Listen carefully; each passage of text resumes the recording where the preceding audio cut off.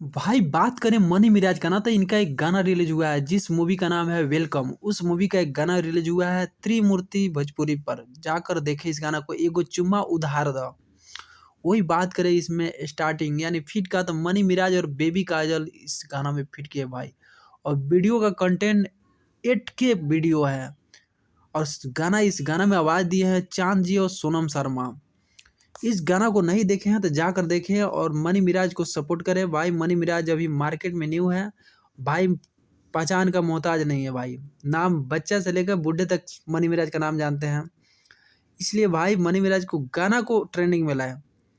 Money Miraj खुद गाना नहीं गाते हैं और दूसरे के गाना पे भाई एक्टिंग करते हैं। आने वाले दिन में खुद भी गाना गाएंगे भाई। इनका फिल्म आ रहा है वेलकम, दुर्गा पूजा के अवसर पर आ रहा है। तो भाई को भर भर को प्यार दे, भाई को सपोर्ट करें। बात करो ही वेलकम मूवी का टीजर का, तो नहीं देखे हैं तो जाकर टीजर भी देख ले। वेलकम मूवी जबरदस्त है भाई, कॉमेडी भरपूर। मनी मिराज कॉमेडी स्टार ही है। इसलिए भाई मनी मिराज के जितने भी फैन है मेरे चैनल को लाइक कमेंट सब्सक्राइब जरूर, क्योंकि मनी मिराज का हर अपडेट मेरे चैनल पे मिलेगा। Thank you so much, love you.